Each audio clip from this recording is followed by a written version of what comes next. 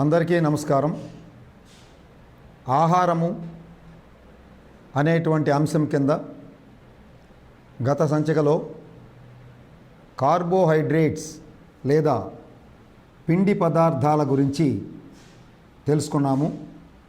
ఈరోజు ప్రోటీన్స్ లేక మాంసకృత్తుల అనేటువంటి ఒక ముఖ్యమైనటువంటి ఆహార పదార్థం గురించి వివరంగా తెలుసుకోవడానికి ప్రయత్నం చేద్దాం. ఈ ప్రోటీన్స్ యొక్క ప్రాముఖ్యత ఏంటంటే, శరీరం లోపల ప్రోటీన్స్ లేనటువంటి అవయవం కానీ శరీర భాగం ఏదీ లేదు అని చెప్తే అది అతిశయోక్తి కాదు. ప్రోటీన్ అంటే ప్రప్రథమంగా శరీరానికి అవసరమైనటువంటి అంశం. మన శరీరంలో మీరు ఏ పార్ట్ అయినా తీసుకోండి, ప్రోటీన్ లేకుండా లేవు. అలాగే ఒక కణము తీసుకుందాం, అక్కడ కూడా ప్రోటీన్ ఉంటుంది. కాబట్టి మాంసకృత్తుల యొక్క లేదా ప్రోటీన్స్ యొక్క ప్రాముఖ్యత అంత ఎక్కువగా ఉంది. కాబట్టి ఈ ప్రోటీన్స్ అనేటువంటి నామకరణం చేశారు. ఈ యొక్క ఆహార పదార్థాలకి ప్రోటీన్స్ అనేటువంటి నామకరణం ఎవరు చేశారు అంటే, ముల్డర్ అనేటువంటి ఒక శాస్త్రజ్ఞులు 1838 సంవత్సరంలో ఈ నామకరణం చేశారు. ఈ నామకరణం చేయటానికి ప్రేరణ ఏంటంటే, ద వర్డ్ ప్రోటీన్ అనేది ఒక గ్రీక్ పదమైనటువంటి ప్రోటోస్ అనే పదం నుంచి తీసుకున్నారు. ప్రోటోస్ అంటే ఫస్ట్, ప్రప్రథమ, అతి ముఖ్యమైన అనేటువంటి అర్థాలు ఉన్నటువంటి ఆ గ్రీకు పదం నుంచి ఈ యొక్క ప్రోటీన్స్ అనేటువంటి పదాన్ని ఈ ముల్డర్ అనేటువంటి శాస్త్రవేత్త గారు కాయిన్ చేసి ప్రచురణలోకి వచ్చింది. ఇప్పుడు ప్రచారంలో కూడా జరుగుతుంది. కనుక ఆహారంలో ఉన్నటువంటి ముఖ్యమైన పదార్థాలు మనం తెలుసుకున్నాయి. Carbohydrates, proteins, fats, vitamins, minerals. కనుక ప్రోటీన్స్ అనేటువంటిది అత్యంత ఆవశ్యకము, ఫస్ట్ ఇంపార్టెంట్ అవసరము. కనుక దీని గురించి తెలుసుకోవాలంటే మన శరీరం బరువు గనక చూసినట్లయితే ఎవరికి వారి బరువులో 15% బాడీ వెయిట్ ఈ ప్రోటీన్స్ వల్లనే ఉంటుంది. అంటే 15% బరువుకి ఈ శరీరం ప్రోటీన్స్ని కలిగి ఉంటుంది అనేటువంటిది తెలియజేశారు. అలాగే ఈ ప్రోటీన్స్ ప్రతి కణము లోపల, అలాగే పార్ట్లీ అంటే ఏదో కొంత భాగం ప్రోటీన్స్ ఉంటుంది. మన వెంట్రుకలు ప్రోటీన్స్ ఉంటుంది, చర్మం ప్రోటీన్స్తోనే, ఎముకలు ప్రోటీన్స్తోనే, కండరాలు ప్రోటీన్స్తోనే, ఇట్లా ప్రతి అవయవం మరి లోపల జరిగేటువంటి జీవరసాయనిక క్రియల్లో జరిగేటువంటి ఎంజైములు ప్రోటీన్స్ ద్వారానే, అలాగే హార్మోనులు ప్రోటీన్స్ ద్వారానే. కనుక ప్రోటీన్స్ లేనటువంటి భాగము మన శరీరములో లేదు. తరువాత ప్రోటీన్స్ని 3 రకాలుగా విభజన చేశారు. వాటికి ఉన్నటువంటి రూపాలు, అవి చేసేటువంటి విధానాలను బట్టి 3 రకాలైన ప్రోటీన్స్ మన శరీరంలో ఉంటాయి.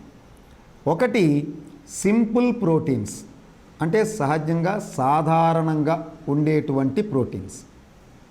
అవేంటంటే గ్లోబిన్ అనేటువంటిది ఒక ప్రోటీను. మనకున్న రక్తములో హీమోగ్లోబిన్ అనే పదార్థం ఉంటుంది ఎర్ర రక్త కణాల్లో. ఆ హీమోగ్లోబిన్ తయారీలో ఈ గ్లోబిన్ అనేటువంటి మాంసకృత్తులు, ప్రోటీన్స్ ప్లస్ ఐరన్, హీమ్ అంటే ఐరన్ పార్ట్, ఇవి 2 కలిసి ఏర్పడేదే హీమోగ్లోబిన్.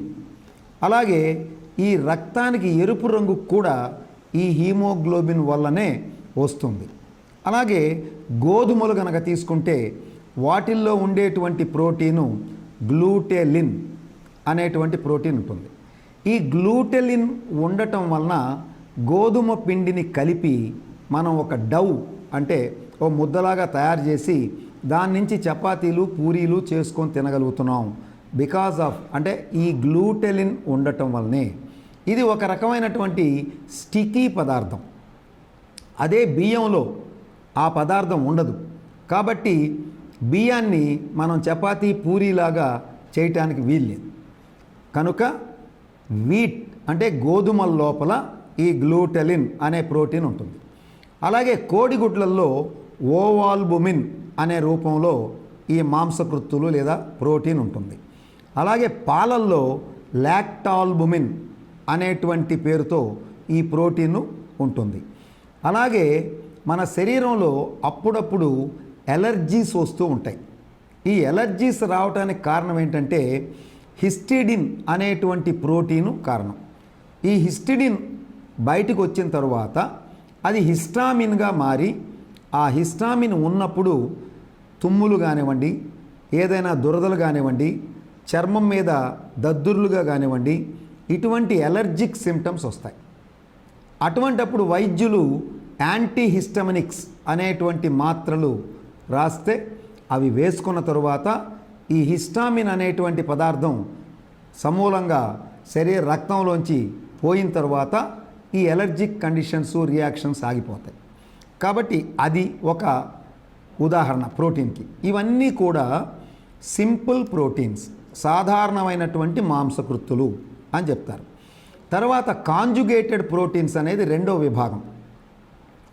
ఈ కాంజుగేటెడ్ ప్రోటీన్స్ అంటే ప్రోటీన్స్లో ఉండేటువంటి అమైనో యాసిడ్లు ప్లస్ ఇతర పదార్థాలు కలవటం వలన ఏర్పడిందే కాంజుగేటెడ్. 2 లేక 3 పదార్థాలు కలిసి ఏర్పడింది.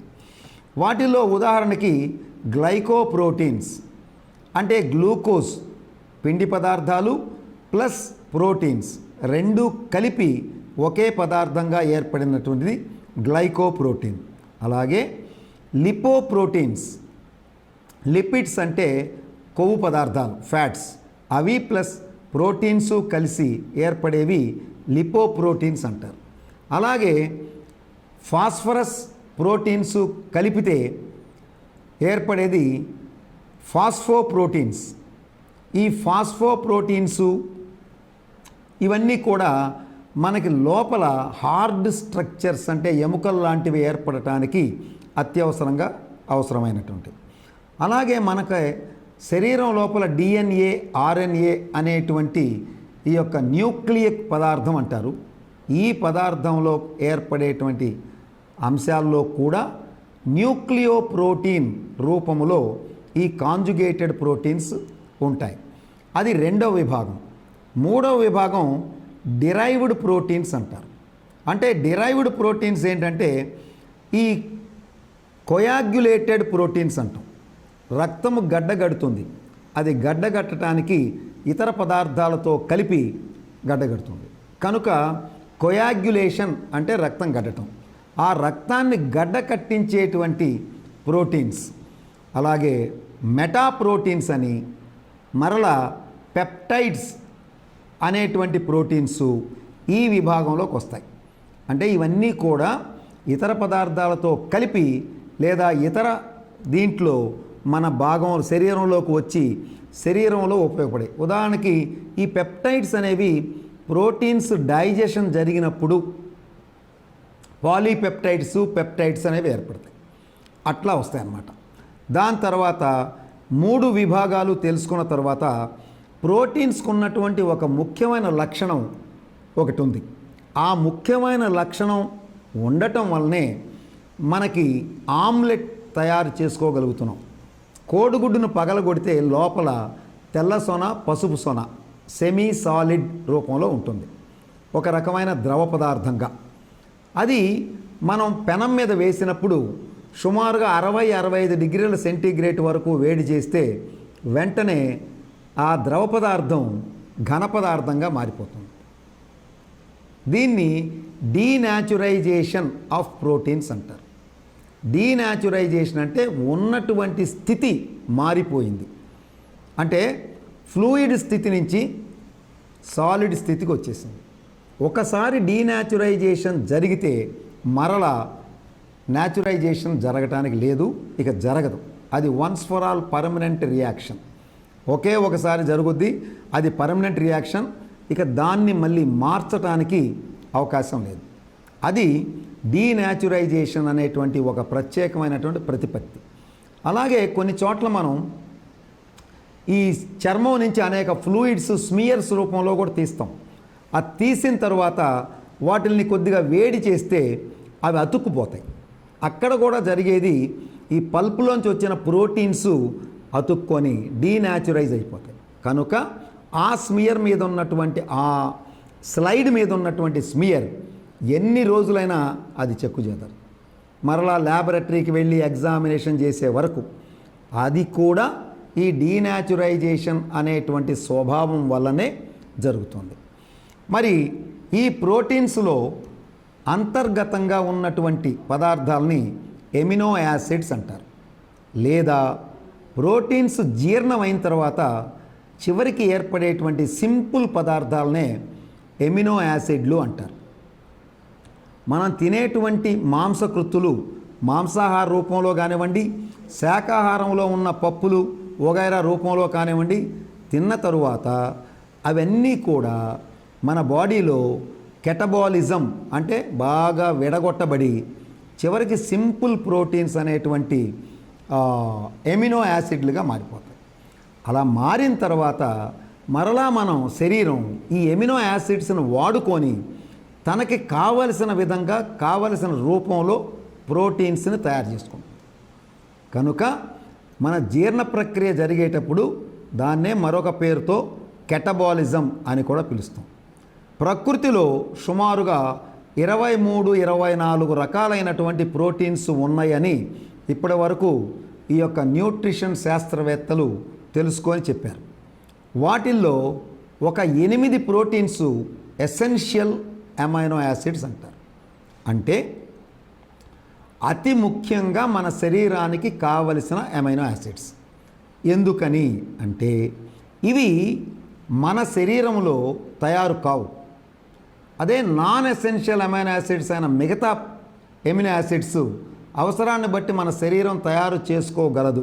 కానీ ఎసెన్షియల్ అమైనో యాసిడ్స్ 8 మాత్రం మనకు ఆహారం ద్వారా రావాల్సిందే తప్ప మన శరీరం తయారు చేసుకునే దశలో లేదు. కనుక ఈ ఎమినో యాసిడ్స్లో ఎట్లాగైతే మనం కార్బోహైడ్రేట్స్లో ఎండ్ ప్రోడక్ట్ గ్లూకోజ్ తెలుసుకున్నామో, ఇక్కడ ప్రోటీన్స్లో ఈ డైజెషన్ అయిన తర్వాత ఎండ్ ప్రోడక్ట్ ఎమినో యాసిడ్స్గా వచ్చి రక్తంలోకి చేరుతాయి. రక్తము ద్వారా ఎక్కడెక్కడ అవసరమో అక్కడికి వెళ్ళిపోయి అవి మళ్ళీ కణాలుగా, కణాలు కలిసి కణజాలముగా, కణజాలాలన్నీ కలిసి ఒక శరీర భాగంగా, కొన్ని భాగాలు కలిసి ఒక శరీర వ్యవస్థగా, కొన్ని వ్యవస్థలు కలిస్తే ఈ మానవ శరీరం. ఇలాగా ఆ ప్రోటీన్స్ డెవలప్ అవుతూ ఉంటాయి. అలాగే గాయాలైన దగ్గర ఈ ఎమినో యాసిడ్స్ వెళ్ళిపోయి కొత్త ప్రోటీన్ సెల్స్ తయారై అక్కడి నుంచి ఆ గాయాన్ని మాన్చడానికి ప్రయత్నం చేస్తూ ఉంటుంది. ఎమినో యాసిడ్స్ లేదా ఈ ప్రోటీన్స్ 2 రకాలు ప్రకృతిలో. అవి ఏంటంటే శాకాహారం ద్వారా వచ్చేవి, మాంసాహారం ద్వారా వచ్చేవి. మాంసాహారం ద్వారా వచ్చేటువంటి యానిమల్ ప్రోటీన్స్ అంటారు. ఇవి ప్రోటీన్స్ ఇవి న్యూట్రిషన్ పరంగా చాలా చాలా విలువైనటువంటి పదార్థాలు. మన శరీరానికి విలువైన అంటే ఎక్కువగా ఈ యానిమల్ ప్రోటీన్స్ లేదా మాంసాహారం నుంచి వచ్చే ప్రోటీన్స్లో ఎమినో యాసిడ్స్ అన్నీ ఉంటాయి. అందువలన అది చాలా విలువైంది అని చెప్తారు. అలాగే మొక్కల నుంచి వచ్చే ప్రోటీన్స్ ఉన్నాయి. మనం కందిపప్పు తిన్నప్పుడు, మినప్పప్పు తిన్నప్పుడు అట్లా వచ్చే ప్రోటీన్స్ ఉన్నాయి. వీటిల్లో అన్ని అమైనో యాసిడ్స్ ఉండవు. కనుక వాటి యొక్క బయలాజికల్ వాల్యూ అంటే మన శరీరానికి ఉపయోగపడేటువంటి విలువ తక్కువగా ఉంటుంది మాంసాహార ప్రోటీన్స్తో పోల్చినప్పుడు. మరి శాకాహారంలో కూడా ఒక పదార్థం ఉంది, ఆహార పదార్థం. దాంట్లో ఈ మాంసాహారం కంటే కూడా విలువైనటువంటి ప్రోటీన్స్ ఉంటాయి. అది సోయా చిక్కుడు గింజలు. ఈ సోయా చిక్కుడు గింజల్లో బహుశా ఏ ఆహార పదార్థములో కూడా లేనంత ప్రోటీన్ ఉంటుంది. సుమారుగా 100 గ్రాములు గనక తింటే 40 గ్రాముల ప్రోటీన్ వస్తుంది. మాంసాహారం తిన్నామనుకోండి 18 నుంచి 22 గ్రాములే వస్తుంది. కందులు, మినుములు వగైరా తిన్నామనుకోండి 20-21% ఉంటుంది 100 గ్రాములకి. అదే సోయా చిక్కుడు గింజలు తింటే 100 గ్రాములకి 40 గ్రాముల ప్రోటీన్ ఉంటుంది. అలాగే ఈ 40 గ్రాముల ప్రోటీన్ కూడా అత్యంత విలువ కలిగినటువంటిది. అంటే 8 ఎసెన్షియల్ అమైనో యాసిడ్స్ కూడా దాంట్లో ఉంటాయి. కనుక ప్రోటీన్స్కి నంబర్ 1 ఏమిటి అంటే శాకాహారం కానీ మాంసాహారం కానీ ఎటు నుంచి తీసుకున్నా సోయా చిక్కుడే. కనుక ప్రోటీన్ బాగా కావాల్సిన వాళ్ళు కొంత మేరకు రోజు ఒక 25-35 గ్రాములు సోయా చిక్కుడు గింజలు తీసుకొని రాత్రిపూట నానబెట్టి ఉదయం బాయిలింగ్ చేసి మెత్తగా అయిన తర్వాత ఏ కూరలో అయినా కలుపుకొని తినేయచ్చు. మరి ఈ మాంసకృత్తులు అనేవి మన శరీరానికి ఒక రోజుకి ఎంత మేరకు అవసరం అనేది ఆలోచించినప్పుడు మరి national institute of nutrition Hyderabad వాళ్ళు నిన్ ప్రయోగాల ద్వారా తెలుసుకున్నది ఏంటంటే 1 కిలోగ్రాము బాడీ వెయిట్కి ఒక రోజుకి 1 గ్రామ్ ప్రోటీన్ కావాలి. ఇది సహజంగా అంటే బ్యాలెన్స్డ్ డైట్ పరంగా 1 గ్రామ్ కావాలి. ఒకవేళ కొన్ని సందర్భాల్లో హై ప్రోటీన్ డైట్ వాడాలి. ఉదాహరణకి ట్యూబర్క్లోసిస్ జబ్బు గత ఎపిసోడ్లో చెప్పాం. ట్యూబర్క్లోసిస్ జబ్బుకి హై ప్రోటీన్ డైట్. మరి అటువంటి వాళ్ళకి 1.5 గ్రామ్స్ నుంచి 2 గ్రాముల వరకు అవసరమవుతుంది. అలాగే కొంతమందికి లో ప్రోటీన్ డైట్ వాడాల్సి వస్తుంది. అలాంటి సందర్భాల్లో 1/2 గ్రాము వరకు ఒక రోజుకి 1 కిలోగ్రాముకి చొప్పున మనం ప్రోటీన్ తీసుకుంటే సరిపోతూ ఉంటుంది. కాబట్టి దీని యొక్క రిక్వైర్మెంటు పరిస్థితిని బట్టి ఆ వ్యక్తి యొక్క ఉన్నటువంటి జబ్బును బట్టి నిర్ణయించడం జరుగుతూ ఉంటుంది. అలాగే సహజంగా లాక్టేషన్ అనండి, ప్రెగ్నెన్సీ అనండి, చిన్నపిల్లలు ఎవరైతే 10, 11, 5, 6 ఏళ్ల నుంచి పెరుగుతూ ఉంటారో వాళ్ళకి ఖచ్చితంగా ఒక రోజుకి 1 కిలోగ్రామ్ బరువుకి 2 గ్రాముల ప్రోటీను ఇవ్వాల్సిందే. అది వాళ్ళకి. ఈ ప్రోటీన్ కూడా మన శరీరంలో క్యాలరీస్ని ఇస్తుంది. కనుక ఎన్ని క్యాలరీస్ ఇస్తుంది అంటే పిండి పదార్థాలు లాగానే 1 గ్రాము ప్రోటీను 4 కిలో క్యాలరీల ఎనర్జీని ఇస్తుంది. కనుక అత్యవసరమైతేనే దీన్ని క్యాలరీలుగా ఇవ్వటానికి వాడుతుంది శరీరానికి ఒక నియమం ఉంది. వీలైనంత వరకు ప్రోటీన్స్ని ఎనర్జీ లేదా శక్తి కోసం వాడదు. ఎందుకని? దాని పని దానికి ఉంది. కనుక దాని పని అది చెయ్యాలి అంటే దాన్ని క్యాలరీస్ కోసం వాడకుండా స్పేరింగ్ అంటాం. ప్రోటీన్ స్పేరింగ్ యాక్షన్ అంటారు దాన్ని. వాటిని స్పేర్ చేసేస్తారు. నీ పని నువ్వు చేసుకో. ఇక్కడ కార్బోహైడ్రేట్స్ ఉన్నాయి. ఒకవేళ కార్బోహైడ్రేట్స్ తగ్గితే ఫ్యాట్స్ ఉన్నాయి. ఒకవేళ కార్బోహైడ్రేట్సు ఫ్యాట్స్ రెండూ కూడా సరిపోనప్పుడు అప్పుడు ప్రోటీన్స్ నుంచి క్యాలరీస్ ఎనర్జీ కోసం ప్రోటీన్స్ను వాడుకుంటుంది మన శరీరం. రైట్. మరి ఈ ప్రోటీన్స్ మన శరీరానికి ఎలా ఉపయోగపడతాయి, ఏం పనులు చేస్తాయి అంటే మొట్టమొదటిది బాడీ బిల్డింగ్, రిపేర్.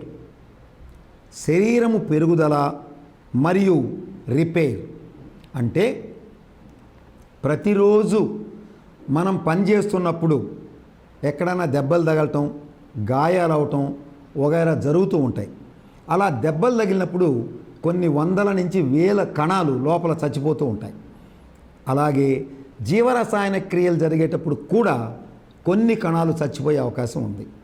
దెబ్బలు తగిలినప్పుడు, గాయాలైనప్పుడు కూడా మరి గాయం మానటానికి ఈ కార్యక్రమాలు ఈ చనిపోయిన కణజాలాన్ని మరలా రీప్లేస్ కొత్త కణాలతో పెట్టడానికి గాయంలో ప్రోటీన్ ఏర్పడి గాయం మాని నార్మల్గా అవటానికి రిపేర్ అంటారు. సో ఈ రిపేర్స్ జరుగుతూనే ఉంటాయి. ముఖ్యంగా 20-25 సంవత్సరాలు వరకు ప్రోటీన్స్ గ్రోత్కి ఎక్కువగా ఉపయోగపడి పక్కనే అఫ్కోర్స్ అవసరమైతే రిపేర్లు చేస్తూ ఉంటాయి. కానీ 25 దాటిన తర్వాత గ్రోత్ ఆగిపోతుంది కనుక అక్కడి నుంచి ఈ ప్రోటీన్స్ బాడీ మెయింటెనెన్సు ప్లస్ రిపేర్లకి మాత్రమే ఉపయోగపడుతూ ఉంటాయి. ఇంకొక ముఖ్యమైన విషయం ఏంటంటే మెటబాలిక్ ప్రాసెసెస్ని రెగ్యులేట్ చేయటానికి కూడా ఈ ప్రోటీన్స్ అవసరం. ఎలా? అనేక రకాల హార్మోన్స్ మన శరీరంలో ఉన్నాయి, అవి పనిచేయాలి. ఈ హార్మోన్స్ అన్నీ కూడా ప్రోటీన్తోనే ఏర్పడినాయి. అలాగే అనేక రకాల ఎంజైమ్స్ ఉన్నాయి. ఈ ఎంజైమ్స్ జీవరసాయన ప్రక్రియలు సవ్యంగా జరగటానికి అవసరం కనుక ఈ ఎంజైమ్స్ అన్నీ కూడా ప్రోటీన్స్ ద్వారానే తయారైనవి. అలాగే మన యొక్క ఇమ్యూనిటీ రోగనిరోధక శక్తిలో యాంటీబాడీస్ ఈ తెల్ల రక్త కణాలే వచ్చిన బ్యాక్టీరియాని చంపటానికి అనేక రూపాలకు తీసుకొని చంపేస్తుంది. ఇలా రూపాలు తీసుకున్నటువంటి వాటిల్ని యాంటీబాడీస్ అంటారు. ఇవన్నీ కూడా ప్రోటీన్స్ ద్వారానే ఏర్పడ్డాయి. కనుక ఈ ప్రోటీన్స్ వల్ల ఈ కార్యక్రమాలు జరిగి శరీరం సవ్యంగా పనిచేయటానికి రోగనిరోధక శక్తి సవ్యంగా ఉండి లోపలికి వచ్చిన బ్యాక్టీరియాని వచ్చినట్టు చంపటానికి అత్యవసరం. కాబట్టి శరీర రక్షణలో ఇది ముఖ్యమైన పాత్ర పోషిస్తుంది అని కూడా మనం చెప్పుకోవచ్చు. దాని తర్వాత ట్రాన్స్పోర్టేషన్ ఆఫ్ న్యూట్రియంట్స్ అనేది మరొక ముఖ్యమైన పని. ఏమిటి ట్రాన్స్పోర్టేషను? రక్తములోల హీమోగ్లోబిన్ అనేటువంటి పదార్థము ఎర్ర రక్త కణాల్లో ఉండి అది ఆక్సిజన్ని లంగ్స్లో తీసుకొని శరీరం మొత్తం ఎక్కడెక్కడ అవసరమో అక్కడ ఇచ్చేస్తుంది. అలాగే శరీరం మొత్తంలో ఏర్పడిన కార్బన్ డైఆక్సైడ్ తీసుకొచ్చి లంగ్స్ ద్వారా బయటికి పంపిస్తుంది. ఇది ట్రాన్స్పోర్టేషన్. అలాగే రక్తము ద్వారానే అన్ని రకాలైనటువంటి పోషక పదార్థాలు అన్ని రకాలైనటువంటి శరీరంలో కణాలకి స్థలాలకి వెళుతూ ఉంటాయి. ఇది మొత్తం కనుక మన లోపల ఒక రకంగా చెప్పాలి అంటే ఈ రక్త ప్రసరణ వ్యవస్థ ట్రాన్స్పోర్టేషన్ శరీరంలో ఉన్నటువంటి అన్ని రకాలైనటువంటి పనికిరాని పదార్థాలని తీసుకెళ్ళి బయటపడేయటానికనండి, లేదా అవసరమైన పదార్థాలని తీసుకొని శరీరం అంతా తిరిగి ఎక్కడెక్కడ అవసరమో అక్కడ ఇవ్వటానికి ఈ యొక్క ట్రాన్స్పోర్టేషన్ వ్యవస్థగా మన శరీరంలో పనిచేస్తుంది. అలాగే ఆహారానికి మంచి రంగు, రుచి, వాసన ఈ ప్రోటీన్స్ ద్వారా వస్తుంది. ఇవి ముఖ్యమైనటువంటి ప్రోటీన్ ఫంక్షన్స్. మరి ప్రోటీన్స్ మన శరీరంలో నిల్వ ఉంటాయా అంటే సపోజ్ కార్బోహైడ్రేట్స్ నిల్వ ఉంటాయి గ్లైకోజన్ రూపంలో, ఫ్యాట్ రూపంలో. కానీ ప్రోటీన్స్ మన శరీరంలో నిల్వ ఉండవు. ఎందుకు?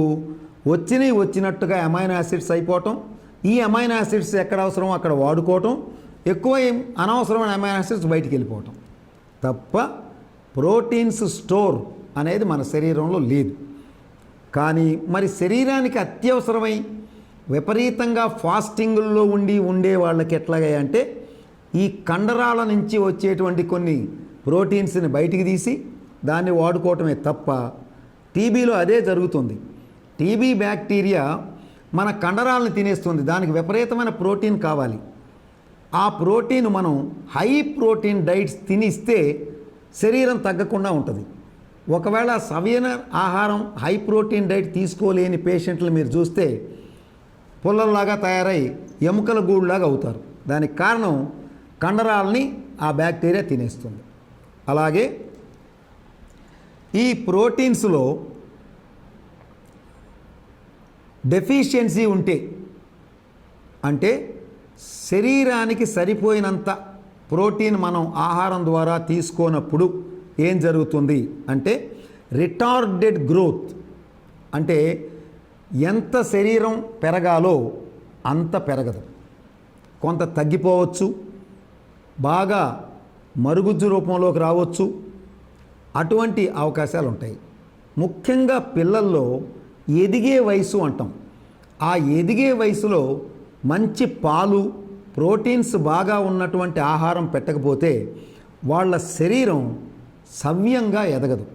అలా ఎదక్కపోవటం వలన ఎప్పుడు డెఫిషియన్సీ డిజార్డర్స్ ఎదురవుతూ ఉంటాయి. కనుక అలా జరగకుండా మనం కాపాడుకోవాలి. అలాగే వూండ్ హీలింగ్, గాయాలు మానాలి అంటే ప్రోటీన్ కావాలి. మన సమాజంలో ఒక నానుడు ఉంది, ఏమని? పప్పు తినవాకండి చీము పోసుద్ది. ఈ గాయాలైనప్పుడు లేకపోతే పోస్ట్ సర్జరీ జరిగిన తర్వాత ఆ కుట్లు వేసిన తర్వాత అది కూడా మానాలి. అటువంటప్పుడు పూర్వీకుల నుంచి మనకు చెప్పేది ఏంటంటే పప్పు తినొద్దు, చీము పోస్తుంది. అది చాలా తప్పు. చీము పోయటం అనేది అది వేరే క్రియ, పప్పు తిన్నందువల్ల రాదు. కానీ గాయాలు తగ్గాలి, ఆ కోసిన గాయాలు సవ్యంగా అతుక్కొని చక్కగా ఉండాలి అంటే ఖచ్చితంగా ప్రోటీన్స్ తిని తీరాల్సిందే. లేకపోతే అవి సవ్యంగా అతుక్కోవటం లేకపోతే త్వరగా గాయం మానటం అనేవి జరగవు. ఆ తర్వాత ఫిజియోలాజికల్ యాక్టివిటీసు కుంటుపడతాయి. ప్రోటీన్ సవ్యంగా గనక లేకపోతే ఫిజియోలాజికల్ యాక్టివిటీస్, ఇందాక మనం చెప్పుకున్నాం మెటబాలిక్ యాక్టివిటీస్, హార్మోన్స్ తయారవడం తగ్గిపోవచ్చు, ఎంజైమ్స్ తయారవడం తగ్గిపోవచ్చు, యాంటీబాడీస్ తగ్గిపోవచ్చు. తద్వారా మన శరీరం సరిగా పనిచేయదు, రోగష్టి అవుతుంది, తర్వాత రోగాలు వచ్చే అవకాశం ఎక్కువగా ఉంటుంది. ఇవన్నీ కూడా ప్రోటీన్ డెఫిషియన్సీ వల్ల వస్తాయి. అలాగే చిన్నపిల్లల్లో చాలామందిలో, ముఖ్యంగా మనం ఆఫ్రికన్ కంట్రీసు లేదా మన దేశంలో కూడా అతి బీదలు ఉండేటువంటి ఏరియాస్లో గమనిస్తే పిల్లలు పుల్లల్లాగా ఉంటారు. కారణం ఏంటంటే పిఈఎం అనేటువంటి ఒక డెఫిషియన్సీ డిజార్డర్ వాళ్ళ పట్టుకుంటుంది. ప్రోటీన్ ఎనర్జీ మాల్ న్యూట్రిషన్, అంటే కావాల్సినంత మాంసకృతులు, కావాల్సినంత పిండి పదార్థాలు వాళ్ళకి అందట్లేదు. అలా అందనప్పుడు ఖచ్చితంగా వాళ్ళు ఆల్మోస్ట్ ఎముకల గూళ్ళలాగా పైన చర్మం కప్పినట్టుగా ఉంటారు. మనం చాలా చోట్ల గమనిస్తే ఆఫ్రికన్ కంట్రీస్లో అతి బీద దేశాల్లో ఇటువంటి పిల్లల్ని మనం ఎక్కువగా చూస్తాం. మన ఏరియాస్లో, మన దేశంలో, మన రాష్ట్రాల్లో చాలా స్వల్పంగా ఉంటారు. అది బాగా రిమోట్ విలేజెస్లో సరిగా ఆహారం దొరక్క తినలేని ప్రాంతాల్లో కొద్ది మందిని మనం గమనిస్తాం తప్ప సహజంగా ఇది ఉండదు. ఇది క్వాషార్కర్ అనేటువంటి ఒక జబ్బు, ప్రోటీన్స్ లేకపోవటం వలన, మెరాస్మస్ అనేటువంటి మరొక జబ్బు, కార్బోహైడ్రేట్స్ లేకపోవటం వలన, ఇవి రెండు కలిసి ఒకే జబ్బుగా వచ్చేదే ప్రోటీన్ ఎనర్జీ మాల్ న్యూట్రిషన్. కాబట్టి దీన్ని ఎదుర్కోవాలి అంటే సరైనటువంటి పోషకాహారం ఇచ్చి వాళ్ళని సవ్యంగా తీసుకురావాలి. అందుకనే మన స్కూల్స్లో mid day meal programme first తమిళనాడులో మొదలైంది, తర్వాత మనకు కూడా వచ్చింది, ప్రస్తుతం ఆంధ్ర రాష్ట్రంలో జరుగుతుంది. సో మిడ్ డే మీల్ ఎందుకు ఇస్తున్నారు? వాళ్ళు ఇంట్లో తినేటువంటి ఆహారం సరిపోదు, వీళ్ళు చదువుకుంటున్నారు, ఎదిగే వయస్సు, బ్రెయిన్ బాగా పనిచేయాలి, కాబట్టి కొంత న్యూట్రిషనల్ సపోర్ట్ అంటాం, అంటే కొంత పోషకాహారాన్ని మనం కూడా ఇస్తే తద్వారా మన పిల్లలు మంచి ఆరోగ్యమైన భావి భారత పౌరులుగా ఏర్పడతారు అనేటువంటి ఆశయంతో గవర్నమెంట్లు ఈ mid day school meal programme అనేటువంటిది ఏర్పాటు చేశారు. ఓకే, ఈ డెఫిషియన్సీ దీంతోపాటు ఎనీమియా కూడా రావచ్చు, రక్తహీనత, ప్రోటీన్ తగ్గితే ఎనీమియా కూడా వస్తుంది. ఇంకొకటి స్కిన్ చేంజెస్, చర్మం నార్మల్గా ఉండకుండా డ్రై అయిపోవటం, పొట్టు లేచిపోవటం, అలాగే అక్కడక్కడ అబ్రేషన్స్ లాగా, రప్చర్స్ లాగా రావటం, ఏదో రకరకాల ముడతలు పడి మంటలుగా రావటం, ఇటువంటి చర్మంలో మార్పులు కూడా ప్రోటీన్ డెఫిషియన్సీ వల్ల వస్తాయి. మరి ఒకవేళ ఎవరైనా ఓవర్ ఎంతూజియాస్టిక్గా ప్రోటీన్ తింటే మంచిది, జేబులో బాగా డబ్బులు ఉన్నాయి కాబట్టి రోజు కోడిగుడ్లు మాంసాహారం విపరీతంగా తిందాం అనేటువంటి విధంగా తిని అది గనక ఎక్కువైతే దానికి కొన్ని సమస్యలు ఉన్నాయి. ఎందుకని? బాగా ప్రోటీన్స్ ఎక్కువైనప్పుడు ఈ డైజెషన్ చేసుకునేటువంటి ప్రక్రియలో కొన్ని లోపాలు రావచ్చు, అలాగే మూత్రపిండాలకు సంబంధించి కొన్ని లోపాలు రావచ్చు, అలాగే లివర్ ఫెయిల్యూర్ కావచ్చు, ప్రాపర్ డైజెషన్ చేయలేక, లేదా కిడ్నీ స్టోన్స్ కూడా ఏర్పడే అవకాశం ఉంది. దాంతోపాటు ఇమ్యూనిటీ కూడా తేడా వచ్చేటువంటి అవకాశం ఉంది. ముఖ్యంగా బాగా విపరీతంగా తింటే మనుషులు లావై ఒబీస్గా అయితే దాని పరిణామాలు దానికి ఉన్నాయి. కనుక ఓవర్ అనేది లేదు. అంతిమంగా భగవంతుడు మన శరీరాన్ని తయారు చేసినప్పుడు ప్రతి విషయంలో శరీరానికి సంబంధించి ఒక లోయర్ లిమిట్, ఒక అప్పర్ లిమిట్ పెట్టాడండి. మన శరీరం, మన పనులు, మన కార్యక్రమాలు, మన ఆహార వ్యవహారాలు అన్నీ ఈ లిమిట్స్ మధ్యలో జరగాల్సిందే. ఏమాత్రం లిమిట్స్లో తేడా వచ్చిందా ఖచ్చితంగా శరీరం పనిచేయటంలో తేడా వస్తుంది. అది జబ్బు రూపంలో రావచ్చు, నీరసం రూపంలో రావచ్చు, మరొక రూపంలో రావచ్చు. కనుక ప్రజలందరూ కూడా ఈ విషయాలన్నీ గమనించి అర్థం చేసుకొని ప్రతి వ్యక్తికి అతని బరువును బట్టి 1 గ్రాము 1 కిలోకి తగ్గకుండా ప్రోటీన్ ఆహారంలో ఉండేట్లుగా చూసుకుంటూ బ్యాలెన్స్డ్ డైట్స్ తింటూ అందరూ ఆరోగ్యంగా ఉండాలి. ఆరోగ్య ఆంధ్రప్రదేశ్ని నిర్మించడానికి మన వంతు కృషి మనం చేద్దాం అని తెలియజేసుకుంటూ నమస్తే.